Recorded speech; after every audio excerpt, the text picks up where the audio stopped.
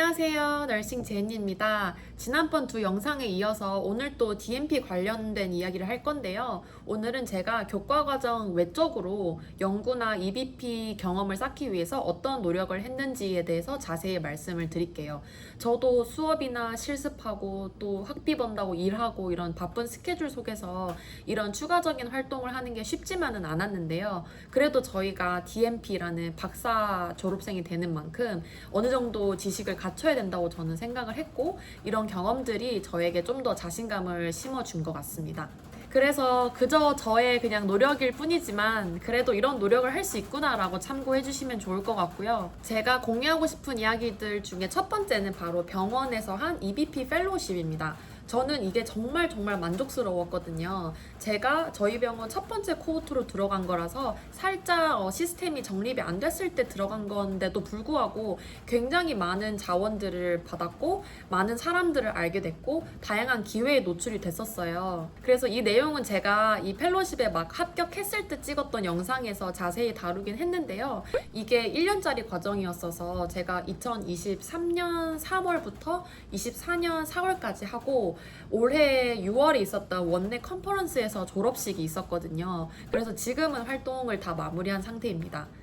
그래서 그 시점에는 제가 DMP 프로젝트를 아예 시작도 하기 전이었어요. 그래서 EBP 프로젝트가 어떻게 굴러가는지 전혀 감이 없을 때였기 때문에 그 프로그램을 하는 동안 한 DMP 졸업한 멘토와 제가 매칭이 되어서 그분이 원내에서 어떻게 EBP 프로젝트를 운영하고 있는지를 정말 밀접하게 관찰할 수 있었거든요.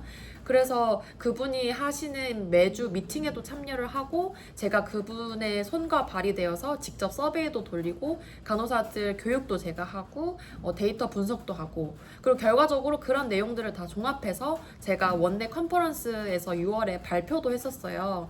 그래서 그런 경험들을 좀 해보니까 EBP 프로젝트가 이런 식으로 흘러가고 DMP 학위가 있는 이런 널스 리더들이 이런 역할을 수행할 수 있겠구나 라고 조금 감이 오더라고요. 그래서 그 경험을 하고 나서 제가 제 DMP 프로젝트에 대한 일을 시작을 하니까 훨씬 더 어떻게 하는 건지 좀 감이 잘 왔어요.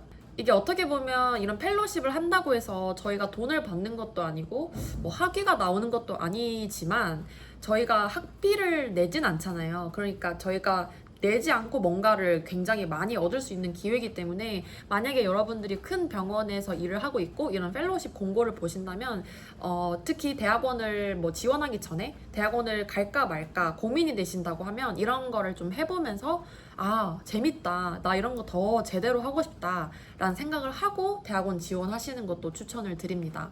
그래서 저희 병원에서도 이런 걸로 간호사들에게 좀 더 교육의 기회를 제공하고 간호사들이 더 좀 하이 퀄리티의 프로젝트와 뭐 리서치를 많이 하면 병원에도 도움이 되니까 이런 펠로십 프로그램을 많이 만들고 있더라고요. 이번에 새로 생긴 거는 아예 수술실에 국한해서 펠로십 프로그램이 따로 생겼고, 또 인테그레이티브 헬스라고 웰니스, 웰빙 관련해서만 리서치랑 프로젝트를 하는 그런 펠로십도 생기고, 저희 병원 내에서만 지금 한 3개는 있어요, 펠로십이. 그래서 이런 게 보통 1, 2년짜리 과정이니까 여러분들도 지원해보시면 좋을 것 같고요.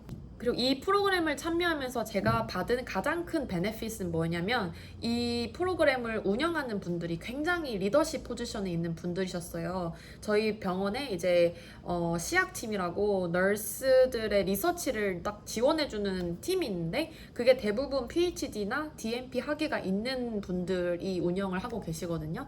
근데 그분들이랑 직접 소통을 하고 그분들께 직접 배우고 도움을 받고 그러다 보니까 자연스럽게 제 DMP 프로젝트에 대한 이야기를 꺼냈을 때도 뭐 병원에서 이런 거 해봐라, 뭐 이런 식으로 하면 되지 않겠니? 라는 아이디어를 굉장히 많이 받았고요. 그리고 그분들의 소개를 통해서 제 DMP 프로젝트의 멘토도 찾을 수 있었어요. 이게 DMP 프로젝트를 하려면 학교에서도 아카데믹 멘토가 있어야 되지만 제가 DMP 프로젝트를 할 그 기관에서도 멘토가 있어야 되거든요. 근데 그 멘토를 하실 분을 제가 쉽게 찾을 수 있었고, 그분이 굉장히 리더십 롤에 계신 분이기 때문에 저에게 이 DMP 프로젝트를 위한 펀딩도 제공을 해주셨어요. 저는 아이템을 좀 사야 되는 게 몇 개 있어서 돈이 한 500불 정도 필요했었는데, 그런 것들도 다 지원을 해주시고 정말 좋은 아이디어도 주시고, 그리고 가장 중요한 거는 DMP를 졸업하고 이런 리더가 될 수 있겠구나 라는 생각을 처음으로 하게 됐습니다. 제가 이 펠로십을 하면서 두 DMP 분들이랑 친해져서 지금까지의 커리어 패스가 어떻게 되시는지 한번 여쭤봤었는데요. 옛날에는 이제 MP로 환자 진료를 보셨지만 지금은 완전히 EBP 프로젝트만 운영을 하고 병원의 리더십 역할만 하고 계시거든요. 특히 그 중에 한 분은 아예 병원 내에 있는 모든 DMP 학생들과 DMP 졸업생을 관리하는 역할을 하세요. 그래서 DMP 학생들이다라고 하면은 저같이 DMP 프로젝트 해야 되는 사람이랑 1대1로 만나서 프로젝트 아이디어를 다듬는 역할을 하시고요. 이 DMP 졸업생과 졸업 예정자들을 다 모아서 매달 DMP 카운슬 미팅을 주도하시고요. 그 미팅에서 저 같은 학생들이 항상 DMP 프로젝트 어떤 거 할지 프로포zal 발표를 하거든요. 그리고 이미 DMP이신 분들은 원내에서 어떤 EBP 프로젝트를 하고 있는지도 발표를 하고, 굉장히 좋은 지식을 공유하는 커뮤니티인데 이런 거를 리딩하는 역할만 하시고요. 사실 매일같이 다른 사람의 DMP 프로젝트 아이디어를 듣고 다듬어주는 일을 하시다 보니까 정말 전문가세요. 제가 미국에서 만난 사람들 중에서 정말 손에 꼽히는 멋지고 똑똑한 사람이시거든요. 그래서 그분이 저의 DMP 프로젝트도 굉장히 도움을 많이 주셨고 좋은 아이디어를 주셨기 때문에 저는 이런 모든 인연들이 제가 펠로우십을 참가하면서 연이 되었다고 생각을 하고요. 이분들이 굉장히 높은 리더십 롤에 계시기 때문에 아예 report to CNO이신 분들이에요. 그래서 저희 병원 CNO께서 어떤 생각을 하고 계신지도 좀 간접적으로 들을 수 있었는데요. 그분도 DMP 학위가 있으신 분이고 간호사들의 이 교육을 굉장히 서포트하는 분이시기 때문에, 그래서 저희 병원에 이렇게 펠로우십 프로그램이 굉장히 체계적이고 좋은 퀄리티를 자랑하지 않나라는 생각이 듦과 동시에, 그렇기 때문에 제가 DMP 프로젝트를 계획할 때 조금 힘들기도 했어요. 왜냐면 저희 병원에서 하려면은 간호 연구팀뿐만 아니라 CNO한테도 승인을 받아야 된대요. 근데 제가 처음에 제 프로젝트 이야기를 이 간호 연구팀 분들한테 했을 때는 이 정도로는 승인이 안 날 것 같은데 좀 더 좀 체계적이고 리거러스한 프로젝트를 해야 될 것 같다라고 하시는 거예요. 병원에서 원하는 거는 환자 아웃컴으로 봤을 때 프리랑 포스트에 아주 월등한 차이를 보여야 된다. 본인들의 병원을 빌려서 제가 프로젝트를 하는 거기 때문에 이 프로젝트를 통해서 병원에도 이익이 있어야 한다라는 입장이었고요. 학교에서 원하는 거는 당연히 theoretically 좀 체계적이고 theory도 맞춰서 해야 됐고 framework도 이제 책이랑 맞춰야 되고 막 그런 식으로 evidence based를 굉장히 중요하게 생각을 했고요. 실질적으로 제가 저희 병동 부서에서 프로젝트를 하겠다고 생각했을 때 거기서 일하고 있는 간호사들, 제 동료들이 할만하지, 그렇게 할 수 있지 라고 이렇게 협조가 돼야 되는데 이 세 가지의 니즈를 다 맞추는 게 정말 쉽지 않더라고요. 어찌저찌 이 간호연구팀에 계신 DMP 리더들이랑 학교 교수님의 도움을 통해서 지금은 계획을 딱 수립을 했지만 이렇게 많은 자원과 도움을 받고도 DMP 프로젝트를 진행하는 게 상당히 어려웠습니다. 이게 그냥 이론 속에서만 상상의 나래를 펼치는 게 아니라 실제로 제가 현실에 가져다 놔야 되는 그런 프로젝트이기 때문에 어려움이 많았고요. 이 이야기는 또 제가 가을에 실제로 프로젝트를 런칭을 하고 나면은 그때 더 자세히 해드릴게요. 어쨌든 여기까지 해서 제가 병원에서 펠로우십을 참여하고 거기서 만난 수많은 DMP 리더들을 통해서 도움을 받아서 DMP 프로젝트까지 나름 순탄하게 진행이 됐던 이야기를 드렸고요. 그리고 이제 연구 이야기를 좀 해볼게요. 제가 하는 DMP는 완전히 클리니컬 포커스라서 EBP 같은 프로젝트 리딩이 주된 목적이지만 그런 프로젝트를 하기 위해서는 당연히 에비던스, 연구가 뒷받침돼야 되잖아요. 있잖아요. 그래서 제가 완전한 전문적인 연구자는 아니지만 어느 정도 연구를 어떻게 하는지를 알아야겠다라는 생각을 계속 하고 있었어요. 근데 제가 작년 가을에 그 Nursing Inquiry라는 수업을 들으면서 리터레처 리뷰 논문을 썼다고 했잖아요. 근데 그 논문을 쓰고 그때 볼티모어에서 실습을 하고 있을 때인데, 그래서 거기 살고 계시는 PhD 학생분들이랑 좀 많이 교류를 했었어요. 그래서 그분들하고 얘기도 많이 듣고 제 이야기도 하고 했을 때, 뭐 보통 처음 논문 쓰는 거면 리뷰 논문으로 시작을 많이 하지. 뭐 하면 하는 거지. 할 수 있지. 해봐. 막 이런 용기를 많이 얻어가지고, 한번 해볼까? 이게 그냥 하면 되는 건가? 이 정도 퀄리티로 논문을 투고를 할 수 있는 건가? 정말 아무런 감이 없는 그런 상태였거든요. 저는 뭐 대학원을 한국에서도 다녀보지 않았기 때문에. 그런데 그 한국인 선생님들 중에서 PhD랑 DMP 듀얼 디그리 하시는 분이 계신데, 그분이 정말 열정 부자세요. 제 영상을 또 아마 보고 계실 것 같은데, 그분이 정말 저를 강력하게 동기부여를 해주시면서 해보라고, 이런 식으로 DMP나 실무자들이 연구 활동을 많이 하면 할수록 연구자와 이런 실무자의 갭이 줄어들고 시너지가 난다. 본인 또 이런 실무자랑 같이 콜라보레이션을 너무너무 하고 싶다라고 어필을 하셔서, 그분 덕분에 제가 용기를 얻고, 그래, 한번 논문을 투고를 한번 해보자 마음을 먹었습니다. 그래서 가을 학기가 끝나고 나면은 저희가 겨울방학이 1월, 2월 이렇게 2달이 있거든요. 그게 가장 긴 겨울방학이에요. 보통은 봄학기 끝나고 일주일, 여름학기 끝나고 일주일 이렇게 방학인데, 유일하게 2달짜리 방학이 겨울에 있기 때문에, 그때 제가 원래는 뭐 뉴욕에서 공인중개사 시험 공부를 한번 해볼까? 이런 생각을 막연히 하고 있었는데, 그래서 다 치우고 그래, 논문이나 쓰자 해서 1월부터 논문 작업을 시작했습니다. 제가 과제로 완성한 글이 있었지만 그거는 과제로 낸 거기 때문에 글도 굉장히 짧았고, 뭐 포함할 그 논문 개수도 되게 적었어요. 그래서 데이터베이스에서 다시 서칭을 하고 다시 논문을 추려서 좀 더 많은 논문을 가지고 리뷰를 했고, 제 과제에다가 훨씬 많은 이야기를 덧대서 풍성하게 논문을 편집하기 시작을 했습니다. 그리고 이 얘기 하기 전에 가장 먼저 제가 연구 경험을 쌓았던 게, 작년에 제가 RA로 일을 시작을 했잖아요. 그래서 그때 교수님 연구를 도와드리는 입장이었는데, 그때 연구도 Financial Strain과 Health Outcome의 상관관계를 보는 논문들을 간추려서 리뷰 논문을 쓰는 거였기 때문에 제 역할이 논문들을 스크리닝을 하고 선택된 논문들을 데이터 추출하는 거였어요. 그러고 이제 리뷰 논문을 이제 매뉴스크립트를 쓸 때도 제가 참여를 했었고, 그래서 그때 굉장히 많은 논문을 읽었었기 때문에 제가 수업 시간에서만 배웠던 연구 디자인 종류가 얼마나 다양한지, 그리고 통계학적 방법이 얼마나 다양하고 어떨 때 어떤 게 좀 적절한지, 이런 거에 대한 감이 좀 많이 쌓였었고, 그리고 가장 중요한 거는 그때 썼던 그 웹사이트가 바로 코비던스라는 건데, 그게 리뷰 논문 쓸 때 굉장히 유용하게 쓰이거든요. 그래서 그런 코비던스 사용법도 이미 알고 있고 했기 때문에 제가 Nursing Inquiry 수업을 들을 때도 그렇고 실제로 논문 투고 준비를 할 때도 그렇고 굉장히 도움이 많이 됐습니다. 근데 이게 다른 사람이 연구를 도와주는 거랑 제가 제 연구를 하면서 팀을 꾸리고 이거를 이끌어 나가는 건 정말 다르더라고요. 저는 사실 이 경험을 하면서도 와, 진짜 연구 리딩을 많이 해보면 이것도 리더십이 생길 수밖에 없겠구나라는 생각을 한 게, 뭐 제가 이제 그 제 동기부여해준 그 한국인 선생님을 섭외했죠. 그리고 이 선생님 덕분에 용기를 얻어서 제 아카데믹 어드바이저한테도 연락을 했단 말이에요. 그래서 그 교수님도 오케이 하고 도와주시겠다고 했어요. 근데 그 다음에 이제 뭘 해야 되냐는 완전 제 손에 달려 있는 거예요. 그래서 매주 미팅을 하면서 매주 목표를 정하고 매주 미팅 아젠다를 정하고, 그리고 누가 이걸 하기로 했는지 안 했는지 팔로우업을 하고 뭐 이런 것들을 다 제가 알아서 해야 되더라고요.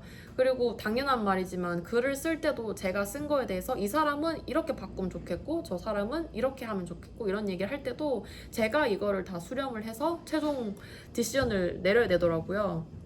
그래서 그런 경험이 저는 처음이었기 때문에 조금 낯설었고, 또 제가 우려했던 부분은 논문을 쓸 건데 이제 누구한테는 연락을 하고 누구한테는 안 했다고 해서 이런 게 문제가 되나? 이런 것도 걱정이 되더라고요. 처음이니까. 그래서 병원 그 간호 연구팀 사람들한테도 말하고 제 멘토한테도 말하고 했는데, 그분들께 이렇게 슬쩍 물어봤어요. 혹시 이런 논문을 쓰려고 하는데 뭐 같이 쓰실래요? 이렇게. 그랬더니 그분들이 제가 어떤 의미로 묻는 질문인지 딱 이해를 하시고는, 이번 리뷰 논문 같은 경우에는 그냥 학교랑 같이 진행을 하면 좋을 것 같고, 이 다음에 DMP 프로젝트를 하고 그 프로젝트 결과에 대해서 논문을 쓸 거면 그거는 너가 병원 사이트를 빌려서 프로젝트를 진행한 거니까 그 논문은 이제 병원 소속으로 쓰는 논문이었으면 좋겠다라고 딱 확실하게 얘기를 해주시더라고요. 그래서 이번 리뷰 논문은 학교 아카데믹 어드바이저랑만 진행을 했고, 그 acknowledgement라는 그 조그마한 문단에 그냥 이 리뷰 논문에서 저희가 분석한 내용을 토대로 이 병원에서 EBP 프로젝트를 할 수 있게 뭐 승인해 주셔서 감사합니다, 이런 식으로만 적었어요. 그래서 제가 1월 1일부터 바로 이렇게 논문 편집을 시작을 했는데, 목표는 봄학기 개강 전까지 끝내는 거였으나 2월 말에 끝내지 못하고 3월 말에 저널에 투고를 했거든요. 그래도 한 3달 걸렸으니까 생각보다 나쁘진 않았어요. 그리고 이제 글을 편집하고 에비던스를 찾는 과정에서 정말 많이 배웠다고 느꼈습니다. 특히 저희 교수님도 정말 딱 맞는 말만 해주시지만, 그 저에게 모든 그 용기를 주시고 모든 동기부여를 해주신 그 한국인 선생님께서 한국에서 학사, 석사까지 다 하고 박사를 오신 분이라서 연구 경험이 좀 있으세요. 그래서 그런지 저한테 이런 거는 이렇게 글을 쓰는 게 좋고, 저기서는 저걸 언급해 주는 게 좋고, 여기서는 이런 포인트를 강조하는 게 좋고, 막 이런 식으로 코멘트를 다 달아주시는데 다 너무 맞는 말만 하시고, 그래서 진짜 너무 감사하고, 제가 맨날 그래요. 저의 제2의 지도 교수님이시라고. 그래서 저는 보답으로 뭘 해드릴 수 있을까 생각을 하다가 그 올해 있었던 그 원내 컨퍼런스 초청을 해드렸거든요. 왜냐면은 그 컨퍼런스에 이 리뷰 논문 초록이 또 억셉트가 돼가지고 그거 포스터 발표도 하러 가는 김에 선생님도 공동 저자시지 않냐, 저랑 같이 포스터 발표하면서 병원 컨퍼런스 어떻게 진행되는지 좀 보여드리고 싶다 해서 그날 또 정말 하루 종일 간호에 대한 이야기를 나눴습니다. 어쨌든 이런 경험을 좀 해보니까 그런 생각이 들어요. 주변에 좋은 사람, 정말 멋지고 배울 점이 많은 사람들이 많다는 게 축복이구나. 그거를 저는 DMP 과정을 통해서 또 많이 얻었기 때문에 그것만으로도 성공이지 않나라는 생각을 했었고요. 그리고 저널에 투고하는 거를 정말 제가 인생에서 처음 해봤는데, 이게 되게 짜잘짜잘하게 형식을 맞춰야 되고 이런 것도 정말 조금 너무 귀찮긴 했어요. 그 저널마다 author 가이드라인이 있어요. 이제 저널 투고할 때 이러이러한 걸 지켜라, 이런 형식, 이런 포맷으로 보내라 라고 하니까, 제가 일저자잖아요. 그러니까 제가 그걸 다 꼼꼼하게 읽어가지고 다 하고 이제 팀원들한테는 그냥 보여주기만 하는 거죠. 이렇게 해서 낼 거다, 괜찮냐, 괜찮으면 내겠다, 뭐 이런 식으로만. 그래서 와, 일저자의 책임을 정말 무겁구나 라는 생각을 또 했습니다. 그래서 3월 말에 투고를 하고 이 논문에 대해서 한참 잊고 있었는데 한 6월 말에 연락이 온 거예요. 리비전 하라고 떴다고. 그래서 확인을 해보니까 한 13가지 질문을 받았어요. 이거는 뭐냐, 저거를 좀 더 자세히 설명해봐라, 뭐 이런 식으로 이제 피드백을 받았고, 그걸 하나하나 또 이제 애드레스를 하면서 또 논문을 수정을 했는데, 와, 이런 작업도 안 해봤으면 정말 어떻게 하는지 평생 몰랐겠구나 싶은 새로운 세상이더라고요. 그래서 6월 말에 리비전을 받고 7월 말에 또 보냈는데, 사실 오늘 이 영상을 찍기 몇 시간 전에 아침에 일어나자마자 승인 메일을 받았습니다. 그래서 이제는 이 저널에 투고가 확정이 되었고요. 또 완전히 저희가 보는 그 논문 모양으로 나올 때까지는 시간이 또 걸리겠죠. 아직도 적응이 안 되는 타임라인이지만 그래도 일단은 기다려 보려고 합니다. 제가 병원에서 일을 오래 하다 보니까 성격이 너무 급해져가지고 이렇게 몇 달씩 뭘 기다리고 막 몇 달씩 시간이 걸리는 게 좀 적응이 안 되는 거예요. 그래서 연구 막 한참 스트레스 받으면서 이거 논문 쓰고 할 때는 진짜 다시는 안 한다. 뭐 이렇게 세월아 내월아 걸리냐. 막 이러면서 막 투덜투덜 거렸거든요. 근데 또 이렇게 오늘 승인 소식 듣고 나니까 기분이 좋은 게 사람 마음이 참 간사하네요. 그래서 이렇게 논문을 쓰고 보니까 저한테 뭔가 결과물이 있잖아요. 이게 승인 나기 전이더라도 일단 투고 정도는 한 논문이고 초록은 쓸 수 있으니까 컨퍼런스에 이걸 가져갈 수 있더라고요. 그래서 옛날에는 컨퍼런스는 왜 가는 거고 컨퍼런스에 초록은 왜 내는 건지도 잘 몰랐는데 이게 전문적인 사람들이 이제 자기 분야 사람들끼리 모여가지고 지식을 공유하고 새로운 걸 얻고 네트워킹을 하러 가는 그런 자리잖아요. 그래서 나도 이제 논문이 있으니까 내 초록을 한번 내봐야겠다 해서 첫 번째로 원내 컨퍼런스에 그게 올라갔었고 또 두 번째로 사실 이거는 제가 너무 정신없을 때 지원한 거라서 지원한 사실도 좀 까먹고 있었는데 한 두 달 전에 갑자기 승인됐다고 연락이 와서 뭐지? 라고 생각하니까 제가 또 갭나라고 이제 노인 전문 학회에다가 초록을 제출했더라고요. 그래서 그게 9월 샌 안토니오에서 있을 학회인데 거기서도 똑같은 그 리뷰 논문으로 포스터 발표를 하게 되었습니다. 그래서 요약하자면 제가 지금까지 병원에서 EBP 펠로우십을 했고 리뷰 논문을 저널에 투고했고요. 두 번의 학회 포스터 발표를 했고 또 한 번은 지난 영상에서 잠깐 언급했지만 DMP 컨퍼런스에 가서 자원봉사자로 일을 했었거든요. 그래서 이렇게 좀 경험을 쌓으면서 이제야 생각해보니까 이전에는 몰랐던 것들에 대해서도 많이 알게 됐고 이제야 뭔가 어떻게 돌아가는지 이해할 수 있게 된 게 굉장히 많습니다. 그래서 저희 남편도 저를 좀 신기하긴 하는데요. 그냥 뭐든 좀 열심히 해보는 애라고 생각해 주시면 될 것 같고, 여러분들도 되게 안 해본 것들에 대해서는 궁금증이 많으실 수 있잖아요. 저 또한 옛날에는 뭐, 어떻게 써야 논문이에요? 어떤 저널에다가 실어야 돼요? 뭐, 제 마음대로 하면 돼요? 컨퍼런스 발표는 어떤 컨퍼런스 가는 게 좋아요? 제가 가고 싶은 도시에 가면 되는 거예요? 막 이런 식으로 생각을 했었는데, 이제야 조금 그거보다는 나은 질문을 할 수 있거든요. 그래서 DMP를 하려는 분들 그리고 하고 계신 분들 연구 경험을 좀 쌓고 싶다 EBP 프로젝트에 좀 더 컨피던스를 키우고 싶다라고 하시는 분들은 주변에 분명히 기회가 많을 거니까 적극적으로 잡으시고 그리고 그냥 막 해보세요. 저도 그냥 막 한 거지 않겠어요? 그래서 막 하다 보면은 조금 길이 보이고 눈이 뜨이니까 한번 해보시면 좋겠다 라는 생각에서 제 경험담을 오늘 공유해봤습니다. 그럼 다음 영상은 마지막 DMP 영상이 될 것 같은데요. DMP 학생으로서 어떤 장학금을 받을 수 있는지에 대해서 얘기를 해보도록 할게요. 그럼 오늘 또 영상 봐주셔서 감사합니다. 안녕.